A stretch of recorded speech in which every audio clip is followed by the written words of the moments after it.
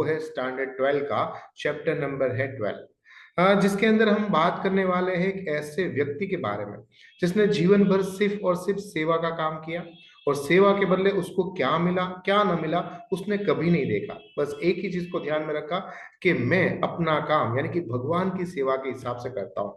परम पूज्य स्वामी विवेकानंद जी कहते हैं, दरिद्र नारायण, गरीब के अंदर भगवान का वास होता है। सेवा करो तो मेवा मिलेगा। तो मेवा कब मिलेगा, कहाँ मिलेगा, कितना मिलेगा, ये आशा मत रखो, क्योंकि गीता जी में कहा है, कर्मण्येवाधिकारस्ते मा फलेषु कदाचन। यहाँ पर आज का जो चैप्टर है वो है पूंजा मेजरनी लगनी।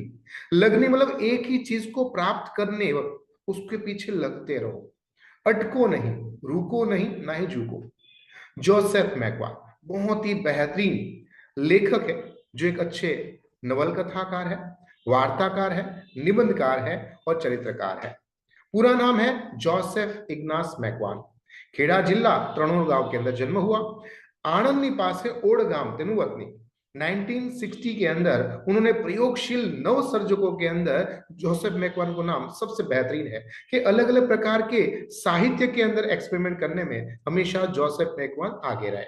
उसकी बहुत सारी अलग अलग बुक्स है, जिसमें है आंगड़ियात, लक्ष्मणी अग्नि परीक्षा, मारी परणेतर, बीज त्रिजना तेज, दरिया, आमनी सफल नवल कथा यानी कि नॉवेल, व्यथानी वितक वाहलना वलखा, प्रीत प्रमाणी, जन्म झला, पगले पगले, मारी बिल्लू, व्यतीतनी वाटे, ये उसकी बहुत ही अच्छे चरित्र निबंध। अब आप बताओगे चरित्र निबंध क्या होता है? देखो, कोई एक ही व्यक्ति के बारे में पूरा जब डिस्क्राइब किया जाए तो उसको चरित्र निबंध या रेखा चित्र कहेंगे, और उसके बारे में जन्म से लेकर मरण तक पूरा का पूरा हम लिखेंगे तो उसको हम कहेंगे क्या, इंग्लिश में बोलते हैं ऑटोबायोग्राफी या फिर आत्मकथा, जो गांधी जी ने लिखी थी, है ना।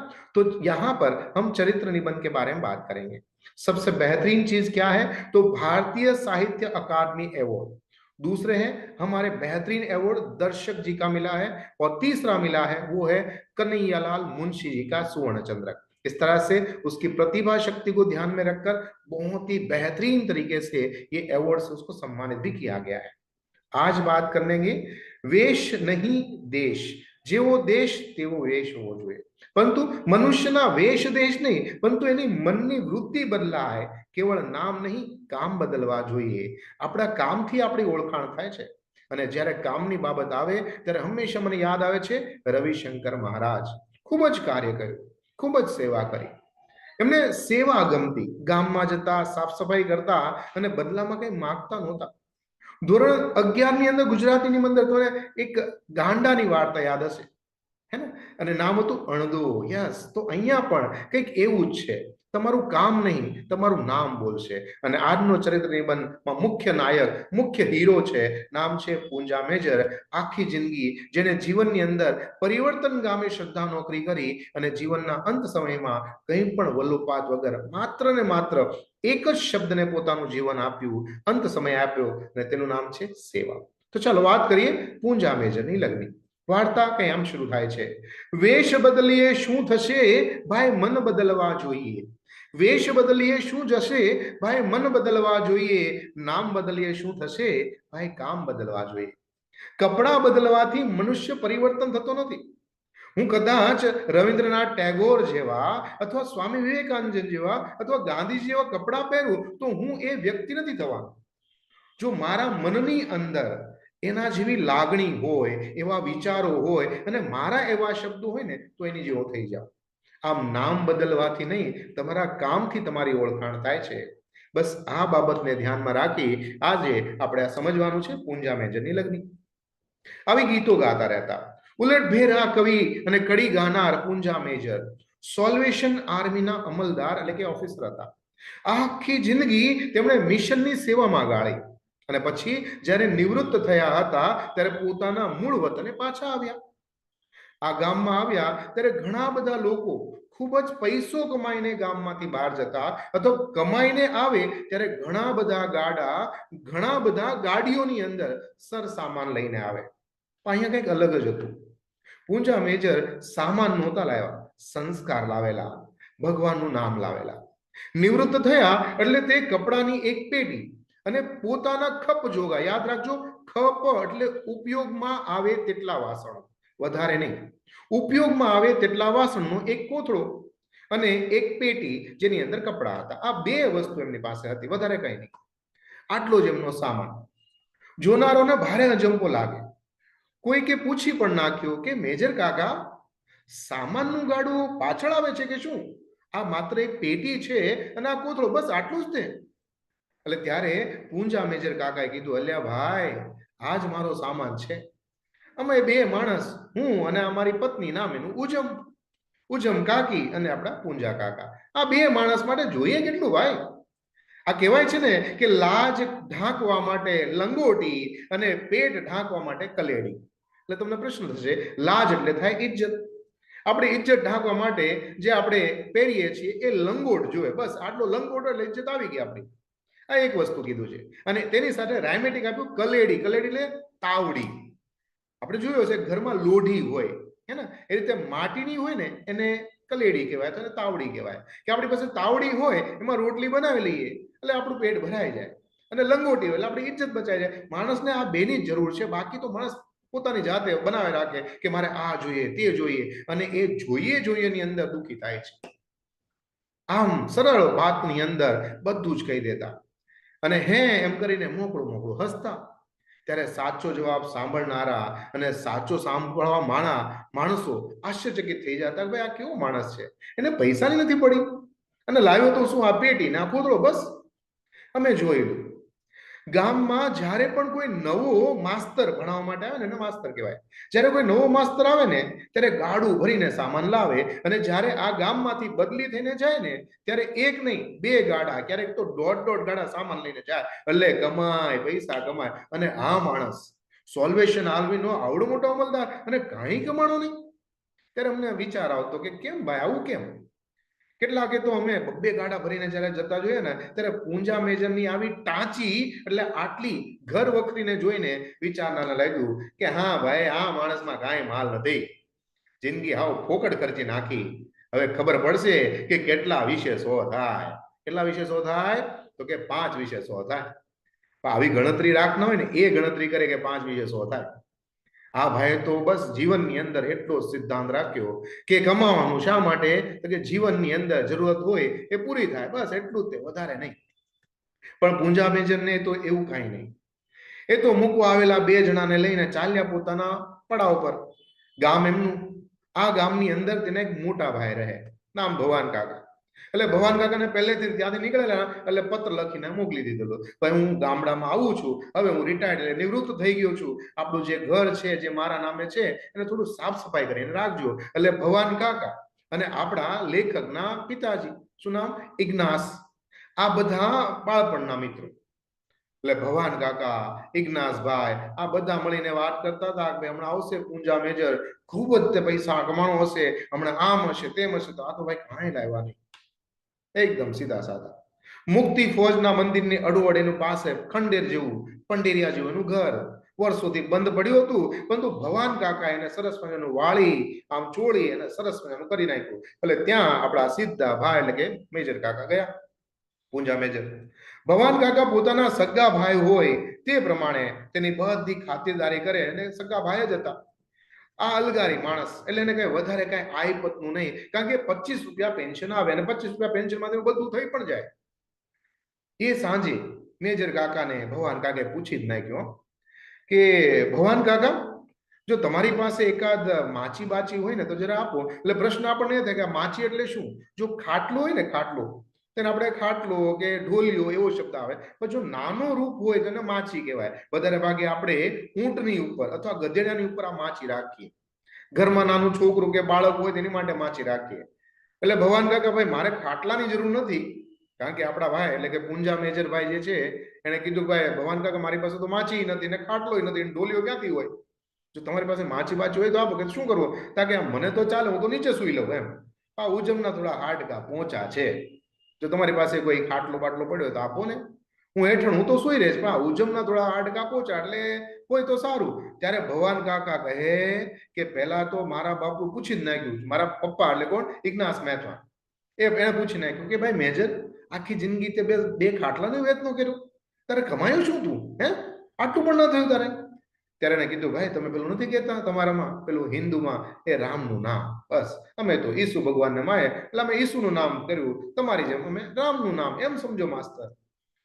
અને પછી એમનું એક જ નામ શું છે કે મોહે લાગી રે લગનિયા ઈસુ સંગ પ્રીત લગાની રે લગાની રે લગાની રે ઈસુ સંગ પ્રીત. આ બસ એનું પ્રિય ભજન.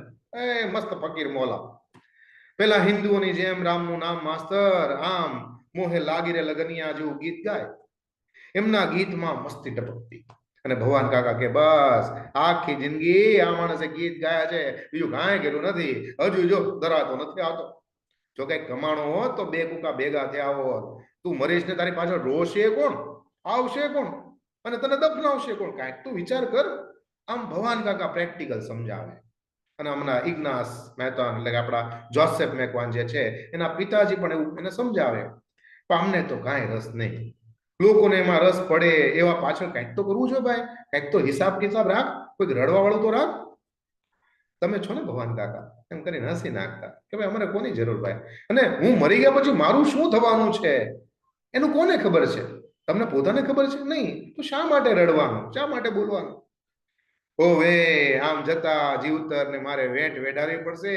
મને તો તું કાંક બે પાંદડે થયો હોત ને તો મારે થોડી ઓછી માયા હોત. આમ ભગવાન કાકા કે બે પાંદડે થવું એટલે સમૃદ્ધ થવું. મોટી સંપત્તિ હોવી, ખેતર હોય, મોટા ઘર કે બંગલા હોય, અથવા તારી પાસે બાળક હોત તો એ તારી પાછળ રડે તો અમે પણ થોડુંક રડે તેમ. આ તો તારી પાસે ગઈ નથી એમ. જુઓ તાર હું તમને કહું, એવી કશી મને અબળખા નથી, આમ ચોખ્ખું કહેતા. મને કોઈ એવી એક્સપેક્ટેશન નથી. આ તારવા વાળો બેઠો છે ને ઉપર વાળો મારો ઈસુ ભગવાન, બધું એના ભરોસે. હે પારવારની વેળાએ જ્યારે આવશે ત્યારે ઘર વખરી અહીંયા અહીંયા જ પડી રહેવાની છે, કોઈ ઉપર આવવાનું નથી. જે કઈ એકઠી થઈ હતી એ સાચું કહું મને લજવતી હતી. એટલે હું જ્યારે અહીંયા આવ્યો ને ત્યારે બધું વેચી મારીને આવ્યો, જેને જરૂર હતી ને આપી દીધું. હાલે તું રાખ, હાલે તું રાખ, મારે શું કરવું ભાઈ? બસ પેન્શન છે 25 રૂપિયામાં, એમાં મસ્ત જલસા કરીશ. એમ પેલું કે છે ને કે નાઝરેત વાળા ઈસુ ભગવાન જે છે ને એમાં અલગ અલગ પ્રકારના ભક્તો થઈ ગયા. એમાં એક ભક્ત થયા હતા નાઝરેત વાળા. તમને કહેલું એમ ના ગીતો ગાતે આ બધું એકઠું થયું, એમાં એને કોઈ ભાન નહીં. હંધુય વેચી દીધું અને જે જરૂર હતી એ હવને આલી દીધું અને ચાલવા માંડ્યા. બસ પાછું વળીને શા ખાતર જોવું, મને જરૂર હશે તો મારો ઉપર વાળો બેઠો છે ને હાલવા વાળો આપી દેશે. એ ભગવાનને સાચા હૃદયથી યાદ કરું શું નથી દેતો. ત્યારે પછી બધા સમજાય સમજાય થાકે.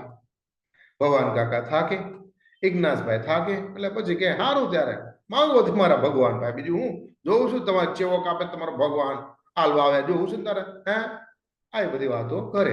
આ જે શબ્દો છે ને એ બધા ભરૂચ અને એની આસપાસના વિસ્તાર ખંભાતમાં આને છે ને ચરોતરી બોલી કહેવાય. મજા આવે આ બોલી પણ છે. આપણે કેમ બોલીની અંદર સુરતી બોલી છે, મેહોણી બોલી છે, કાઠિયાવાડી કચ્છી છે, એમાં ચરોતરી ભાષા, અમદાવાદની મેહોણી ભાષા અલગ છે. એમ અહીંયા કે જેવો આવે છે જોવું તારે તાર, અને જરાય માઠું લાગ્યા વગર પૂંજા મેજર પાછા પોતાના મનની અંદર એ મસ્ત થઈ જાય. થોડી વાર આમથી આમ ને આમથી આમ ફરે. લ્યો ત્યારે ભગવાન કાકા તમે કહેતા હતા ને એમ જો ક્યાંક ખાટલો લઈ આવે, જો આવ્યો મને કોઈ ખાટલો આપી દીધો. પછી ક્યાંક ઢાળીમાંથી શોધતો હતો ને ત્યાંથી મને મળી ગયું, અને પછી ખાટલાની અંદર આમ સરસ મજાની પેલી કાતીનો વેત કરે એને બનાવે, પછી શું એ વ્યવસ્થા થઈ જાય. આમ ભગવાન ખરેખર તમે સાચા હૃદય ભગવાન પાસે માંગો તો ભગવાન આપણે આજુબાજુમાં જ છે, અને ધ્યાન રાખે છે કે આને શું જોઈએ છે, તારે શું જોઈએ છે, કેટલું જોઈએ છે અને ક્યારે જોઈએ છે. આ બધી ગણતરી ભગવાન પાસે હોય, ઈશ્વર પાસે હોય. તમે એને અલગ અલગ નામથી બોલાવો, સંબોધન આપો, કોઈ તકલીફ નથી, પણ એ છે, અને એ છે તો આપણે છીએ કે ભક્ત છે તો ભગવાન છે, અને ભગવાન છે તો ભક્ત છે. આ બંને પર્યાય છે. હે ભગવાનને ભક્ત ના હોત તો એ શું કરવાનું, અને ભક્ત પાસે ભગવાન ના હોય તો એ પણ શું કરે?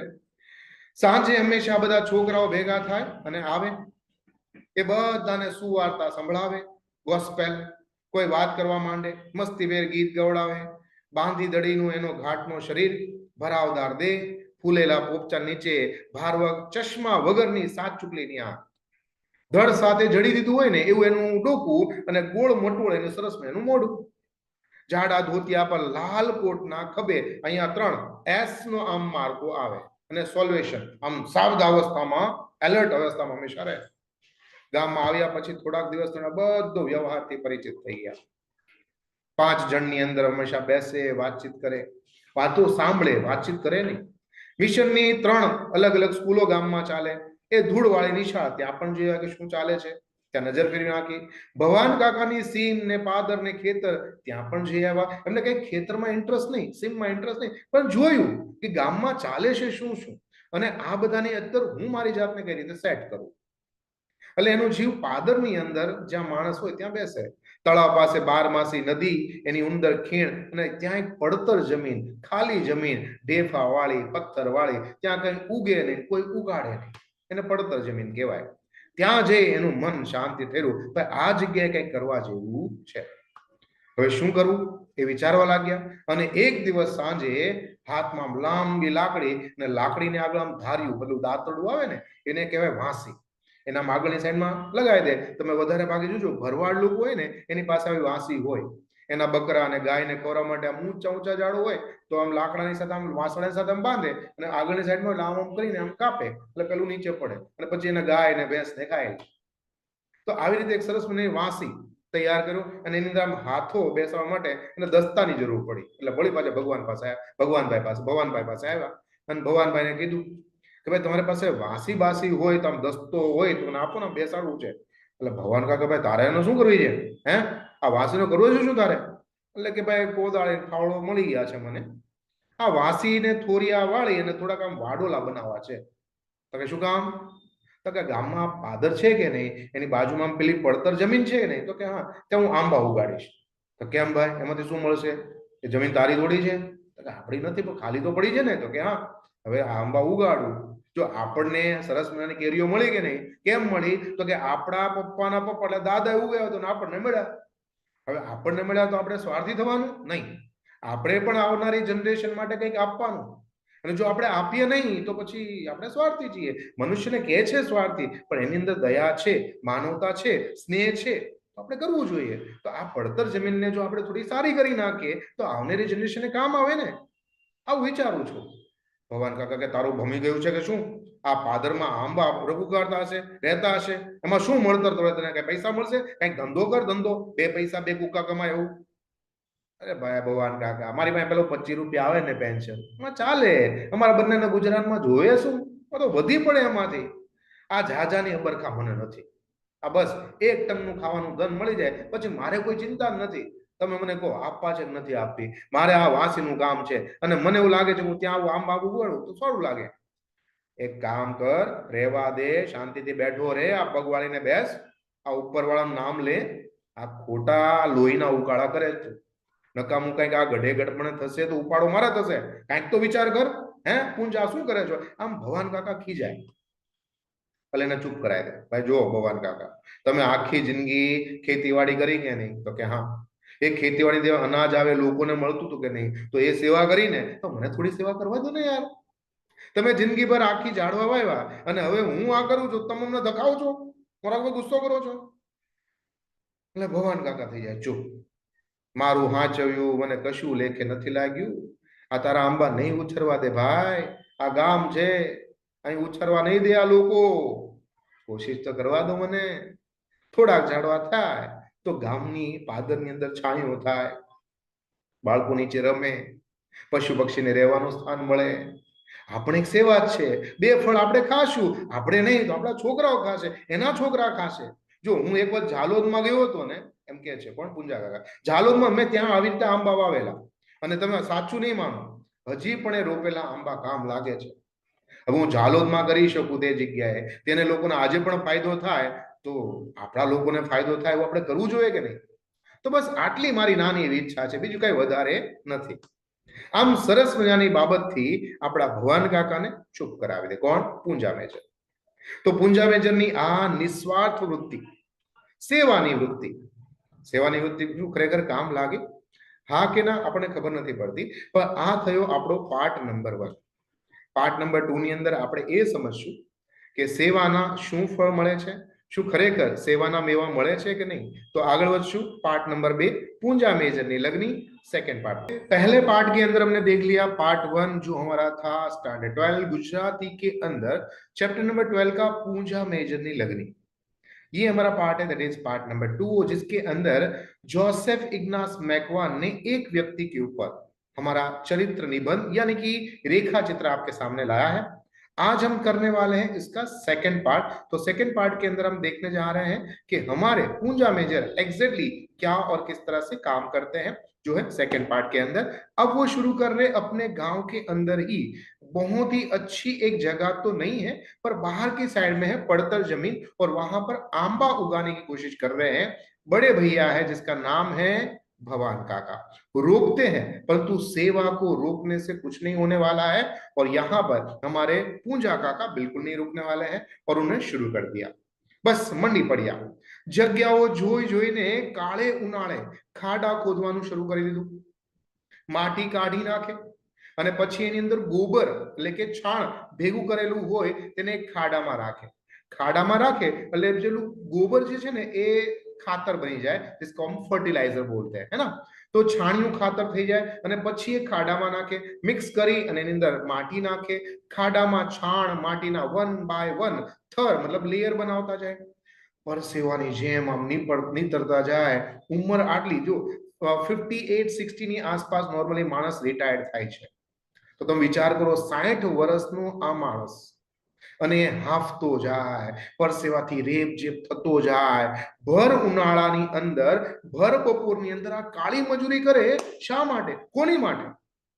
આને સેવા કહેવાય કે જેને બદલે એને કંઈ પણ નહોતું જોતું, બસ જોઈતું હતું એક મનની શાંતિ અને બીજાના મોઢા પરની ખુશી। આ ખુશીમાં શાંતિ ઢોળનારા આપણા પૂંજા કાકા કુતૂહલથી લોકો આ મહેનતને જોતા અને જોતા અમને બેટા દીકરા કહીને બોલા। અમે નાના, લેખક કહે છે કે અમે નાના એટલે અમને બોલા બેટા અહીંયા આવો, દીકરા અહીંયા આવો। અને પછી પોરસાવે ને પડીએ જે પોદળા હોય, ગાય ભેંસનું જે ગોબર હોય ને પોદળા કહેવાય, એકઠા કરાવરાવે। એના કામ આવ્યાના હરખના ભર્યા અમને સૌને આખો એક ઉકરડો તૈયાર કરી આપ્યો। પછી એમાં પાણી નાખે અને પછી ખાતર એટલે કે ફર્ટિલાઇઝર કોહરાવે એટલે એની અંદર જે ગેસીસ ઉત્પન્ન થાય છે અને પછી સડો થઈ જાય અને સરસ મજાનું જે ફર્ટિલાઇઝર ઉત્પન્ન થાય। આ બધી પ્રોસેસ બાળકોને સમજાવે। નાનપણમાં આ બધું ભણતર અમને એમણે જ આપેલું। પછી ચોમાસાની રાહ જોવાની શરૂ કર્યું કે ચોમાસાની અંદર સરસ મજાની જમીન થઈ જાય, પેલા ખાડા ખોદેલા હોય તેની અંદર એ ગોટલો વાવે। સારામાં સારા આંબાના ગોટલા સંગ્રહવાનું કાર્ય પણ એમણે કર્યું કે જ્યારે પણ જે કેરીની સિઝન આવે એટલે કેરીની સિઝનની અંદર સારી કેરી લઈ આવે અને જે સારામાં સારો ગોટલો હોય જેમાં મીઠાશ હોય એ એકઠા કરે અને એને અલગની સાઈડમાં રાખે। મંદિરની પાસે આવેલી એક ખાલી જગ્યા એને આપણે અવાવરું જગ્યા કહેવાય। તે જગ્યાની અંદર સરસ મજાના આંબાના રોપા તૈયાર કરવાનું શરૂ કર્યું। આમ એક પછી એક 3 વરસાદ પડ્યા પછી પેલા તૈયાર થયેલા ખાડામાં તેણે આંબા અને આંબાના છોડ રોપવાનું શરૂ કર્યું। બરાબર 62, મોસ્ટ ઇમ્પોર્ટન્ટ છે 62, અંડરલાઈન કરજો 62।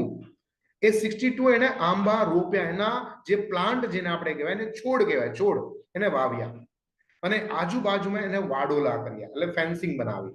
હવે અત્યારના સમયમાં તો સરસ મજાની અલગ અલગ ફેન્સિંગ આવે, પેલા પિંજરા આવે લોખંડના ને એવા તારના, પણ એ સમય એવું નહોતું એટલે શું આવે પેલું થોર છે, બાવળ છે જેને આપણે કેક્ટસ કહીએ છીએ, એની આમ બાઉન્ડ્રી બનાવી દે એટલે જે જાનવર છે, માણસો છે એટલે માણસોના છોકરાઓ છે એ પ્લાન્ટને તોડે નહીં। ક્લિયર? તો આંબોલાના વાડોલા કર્યા, એ બનાવીને ઊંડો સંતોષ લેવા માટે એ આચરતા। અને પછી હંમેશા અમને આવું સમજાવતા કે મારા જેટલા વરહા થયા ને એટલે મારે જેટલા 62 વર્ષ થયા છે ને બસ એટલા મેં આંબા ઉગાડ્યા છે। હવે મારે ભગવાનને અને મારી જાતને પૂછવું છે કે મેં એમાંથી કેટલા સાચા જીવ્યા છે। જિંદગીમાં જેટલા સાચા જીવ્યા હોઈશ ને એટલા આંબા ઉગશે, એટલા ઉછળશે, બાકી નહીં ઉછળે। આવો તો એમનો સિદ્ધાંત। ત્યારે એમાં ઓછી મને સમજણ પડેલી, પણ હા સમય જતા સમજણ પડી કે કેટલો ઊંડો અભ્યાસ હશે એના જીવન વિશેનો। આંબાના છોડ સાચવવા, જીવની જેમ એનું જતન કરવું અને જે કોઈ તોફાની છોકરાને કહેવાય છે અહીંયા અળવિતરા છોકરા, અળવિતરા એટલે તોફાની, અળવિતરા છોકરા હોય, કોઈ રખડતા ઢોર ઢાકર ક્યારેક આમ માથું મારી દે અને અડાબીડ થોડિયામાં વાડોલા એમ બનાવ્યા, મતલબ આસપાસનો જે ઘાસ હોય એને કાઢી નાખે એટલે એનાથી વ્યવસ્થિત પેલું ગ્રો કરે।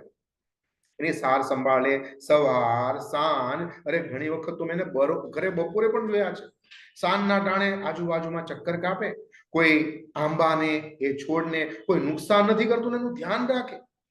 સાંજના ટાણે ખાસ અવર જવર ના હોય ત્યારે પાદરમાં આમ ખભા પર આમ વાસી લે અને આમથી આમ કેમ ચોકીદારી કરતા હોય એમ ફર્યા કરે. છોકરાઓ એમને એમ સમજાવતા કે કોઈ છોડ ઉખાડવા જાય તો ભાઈ જો આનાથી પાપ લાગે. આમ એ પ્લાન્ટની અંદર આપણે કહીએ ને કે વૃક્ષોમાં ભગવાનનો વાસ છે, આ ભગવાનનો વાસ સાચુકલા છોકરાઓને બતાવતા અને સમજાવતા.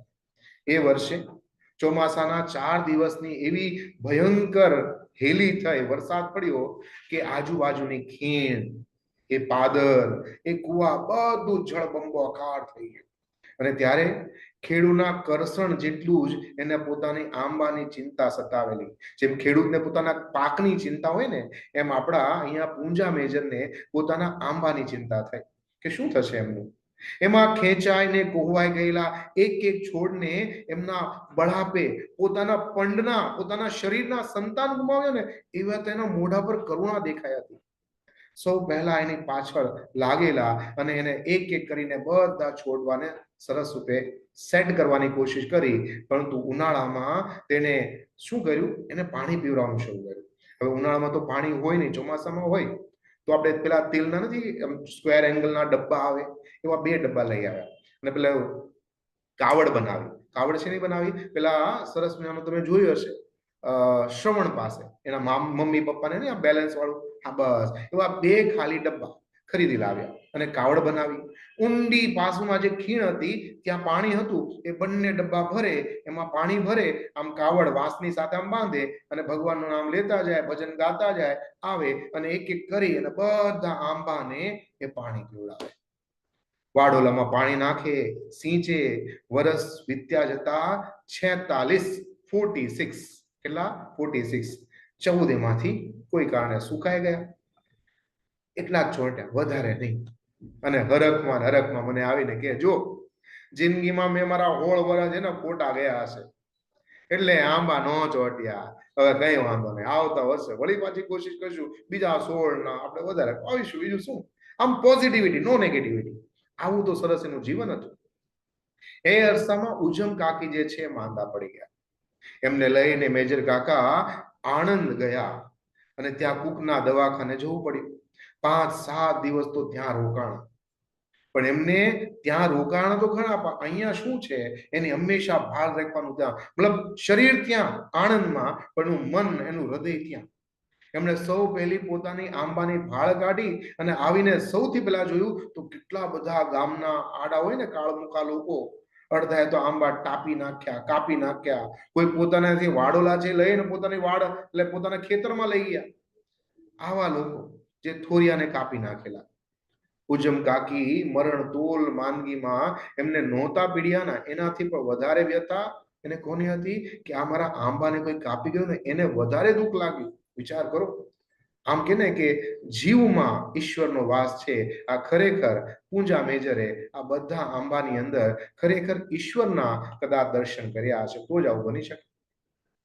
નીચના જણને મસાણે મૂકીને આવ્યા હોય એવું એના મોઢા પર દુઃખ. નોધારા પગલા પડી ગયા હોય એમ પરબડીએ વાંસો ટેકવતા અને ફળફળતા નિશાસો નાખતા. 2-4 મોટેરાને કહેતા કે જો આ કોઈ આવ્યો હશે કાળમુખો, કામના કરંદા હારી પેટે છાજિયા લેતા, એની વિશે ખરાબ બોલતા કે શું મજા આવી હશે આની અંદર. આમાં મેં મારી માટે થોડા વાવ્યા હતા, આ ગામ માટે, ગામના છોકરા માટે, તમારી માટે. હું નથી ખાવા માટે રોકાવાનો, પણ આવું સમજનારા કેટલા કે ને કે સેવા કરવા જાઓ તો ભગવાન એની પણ પરીક્ષા કરે. હા, દિલનું દર્દ ઠાલવતા ત્યારે બોલેલા માત્ર આટલું જ કે આંબાના ફળ મને નથી મળવાના અને નથી છાંયે હું એનો વિસામો લેવાનો. થોડાક આંબા ઉછળશે તો તમે જ ખાશો, તમારા છોકરા રાજી થશે. આમ કરીને મારો જીવ બાળ્યા તમને શું થવાનું છે. બસ આટલી સરળ ભાષાની અંદર એ પોતાનો બળાપો અમને વહેતા. એની માંદગીમાં ઉજમ કાકી ન બેઠ્યા અને અંતે ઉજમ કાકીનું મૃત્યુ થયું. પડછાયાની જેમ સાથે રહેનાર ઉજમ કાકી એક હરફ સામો ઉચ્ચાર્યા વિના તેનું પડખું સેવી રહી હતી. કાંઈ પણ કહેતા નહીં, શાંતિથી જીવન જીવતા એ ઉજમ કાકી. એમના જતા મેજર કાકાને તો એવું થયું કે હવે મારા શરીરનું અડધું અંગ તો ખાલી થઈ ગયું, એટલે કે લકવા મારી ગયું લાગતું. એમના મૃતદેહની પાસે બાઇબલ વાંચતા બેસી રહેતા. ને કબર ખોદનારા આવ્યા ને જુવાનિયાઓને, તો એના જોતા એના દુઃખમાં પણ એ સમય પણ એ બોલી રહ્યા કે ભાઈ જુઓ, ત્યાં તમે ખાડો ખોદવા જાઓ ને, જે આપણે ઉજમ કાકીને દફનાવવાની છે, જરા જોજો ને ત્યાં મારા વાડોલાને કોઈ આંચ ના આવે ને એ રીતે જરા ખાડો ખોદજો.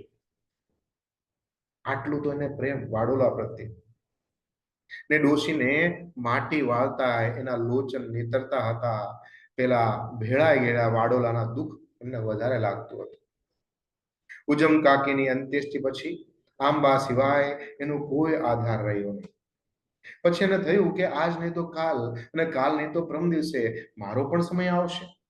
હું પણ જઈશ ભગવાન પાસે. ત્યારે મારા આંબાનું શું? જીવ્યા ત્યાં લાગી એને વૃક્ષારોપણ પાછળ પોતાની લગ્ની લગાડી અને ગીત ગાતા, એ મોહે લાગી રે લગનિયા, બસ ગીત ગાતા. ઈશુ સંગ પ્રીત લગાની રે, લગાની રે, ઈશુ સંગ પ્રીત લગાની રે. આ આંબાના જતન સંગે એનો જીવડો ચોંટી ગયો હતો. લાગી રે લગનિયા આવું મુકડું ગાતા ને અને ડબ્બે ડબ્બે પાણી વાળતા. આ વાડોલા સરખા કરતા જાય, આડા તેડા કોઈની વાત નહીં, કોઈની સાથે વધારે ધરોબો, કોઈની સાથે વધારે બેસવાનું પણ નહીં.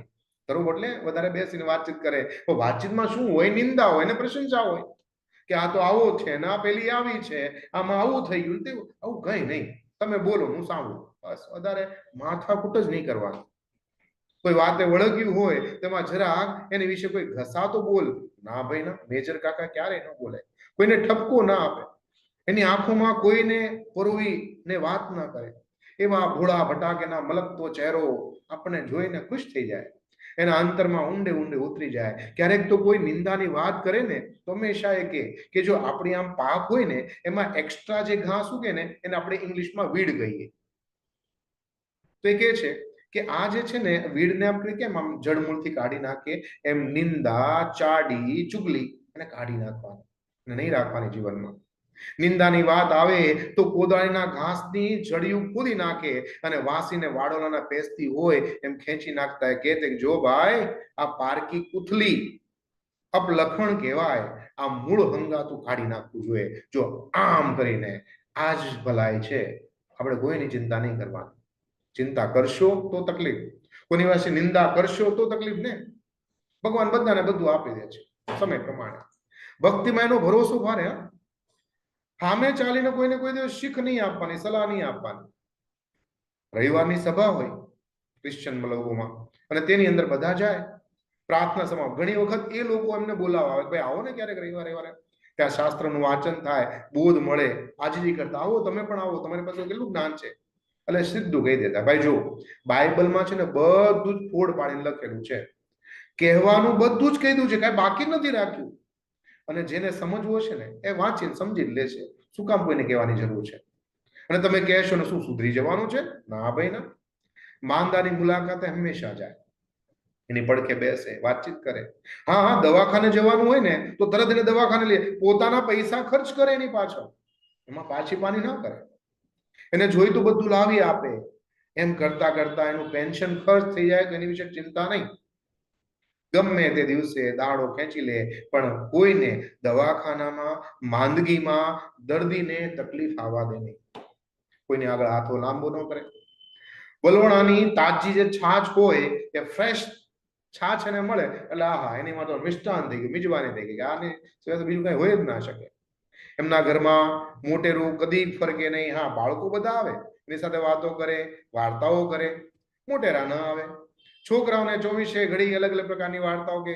ઘણી વાર તો અમને બપોરને ટાણે ઉજમ કાકી પેલી પેટી છે ને એને ખોલીને બેસે અને ઉજમ કાકીની યાદ આવે તો થોડાક સુનમુન થઈ જાય, વળી પાછા જિંદગીમાં લાગી પડે. હવે એના અંત નજીક આવતો લાગ્યો. એને થયું કે હવે અમારા આંબાને સાચવશે કોણ? આના ઉધામાં કોણ લેશે? એટલે થયું કે ચાલો ને ગામના જે સરપંચ છે એને જઈને કહી દઉં. એકવાર પંચને જઈને એને વિનંતી કરેલી કે જો ભાઈ, આ હાચોના જો કોઈ મૂડી તમારે જોતી, મારી પાસે ઘર છે, થોડા પૈસા છે, હું તમને આપતો જઈશ, અમારા આંબાનું ધ્યાન રાખો તો સારું. એના આંબામાં અન્યાયને કોણ જાણે કેમ રસ જ પડતો નહોતો. ત્યાં હતાશ થયેલા કશી પણ પ્રથમવાર ચોરે પહોંચેલા મુખીએ કાને એને વાત નાખી અને ઉલટા ગળે મુખી એના પહોંચ્યા કે ભાઈ તમે આ જે પડતર જમીનની અંદર આજે કામ કરી રહ્યા છો આંબા ઉગાડવાનું એ ખોટું છે. બોલો આ તો સારું કામ છે અને ગામના સરપંચ ગામના મુખી એને ઉલટાનું દાટે છે એટલે ખીજાય છે. તમે વગર પરવાનગી આંબા રોપીને તમારા કબ્રસ્તાન ખાતર આખી આ પડતર જમીનને પથાવી માંગવા છો એટલે પચાવી પાડવા માંગો છો. હું સરકારને લખું છું કે તમે આ શું ધંધા ચાલુ કર્યા છે. એટલે બોલો આ સેવાને સમજવાની તો વાત અલગ છે, સેવાને સપોર્ટ પણ નથી કરતા.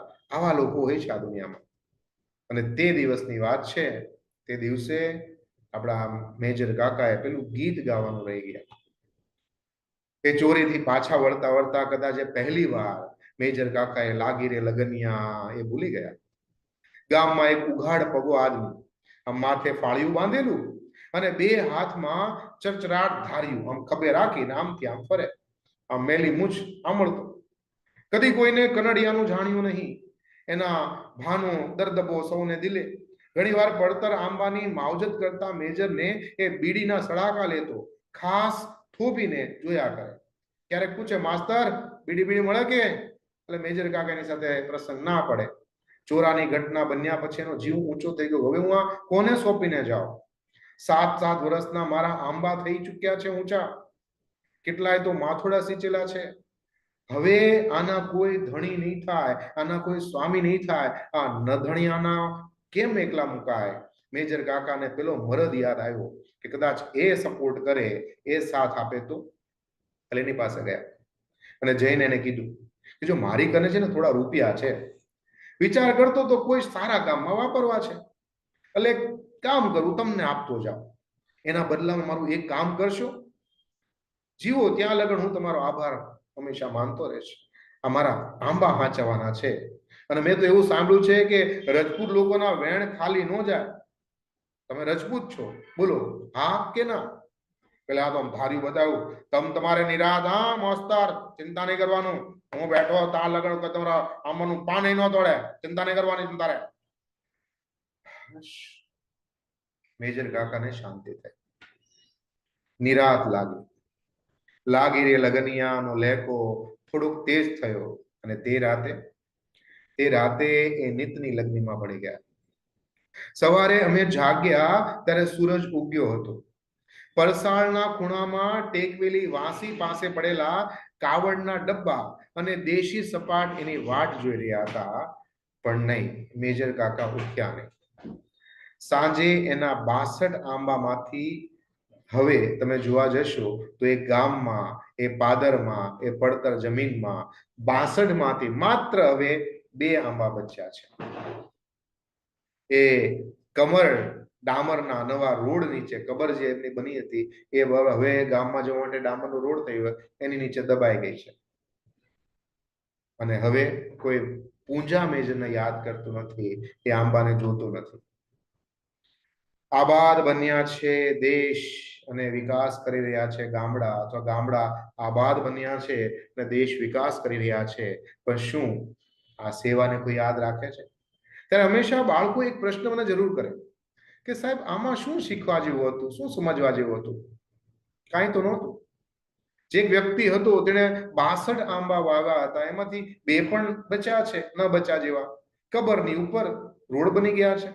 તો આવું શું સમજવા આવ્યું? એટલે ત્યારે હું એક જ એને જવાબ આપું કે ભાઈ જો સારા માણસ હોય ને, આ ચેપ્ટર એની માટે બન્યા છે, ખરાબની ઉપર ચેપ્ટર નથી બન્યા. બરોબર? ગમે તેટલો શક્તિશાળી રાવણ હતો પણ જીત તો હંમેશા રામની જ થઈ છે. એમ મુશ્કેલી આવે સારા કાર્ય માટે, પણ એનો મતલબ એવો નથી કે તમે કોશિશ જ છોડી દો. આમ કોશિશ કરને વાલો કી હાર નહીં હોતી, એ વસ્તુ આપણા પૂંજા મેજર કાકાએ આપણને બહુ સારી રીતે સમજાવી બતાવી છે.